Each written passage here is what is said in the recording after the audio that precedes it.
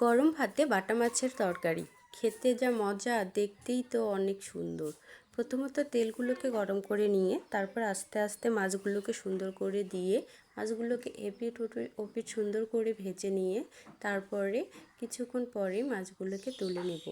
তুলে নেওয়ার পরে ওই তেলে একটুখানি আদা বাটা, রসুন বাটা, শুকনো মরিচ বাটা সবগুলো, পেঁয়াজ বাটা সবগুলো একসঙ্গে করে দিয়ে আর একটু তেল দিয়ে সুন্দর করে মশলাগুলোকে ভুনা করে নিয়ে দিয়ে দিলাম লবণ, হলুদ দিয়ে সুন্দর করে মশলাগুলোকে আর একটু ভালো করে কষিয়ে নিয়ে তারপরে দিয়ে দিলাম বাটা মাছ। বাটা মাছগুলোকে এপিট ওপিট সুন্দর করে একটুখানি নাড়াচাড়া করে পানি দিয়ে দেব। পানি দিয়ে কিছুক্ষণ নাড়াচাড়া করে ভালো করে পানির মধ্যে ডুবিয়ে দিয়ে তারপরে দিয়ে দেব ঢাকনা। ঢাকনা দিয়ে কিছুক্ষণ পরে উঠিয়ে নিয়ে হয়ে যাবে সুন্দর ঝাল ঝাল কষানো বাটা মাছের তরকারি।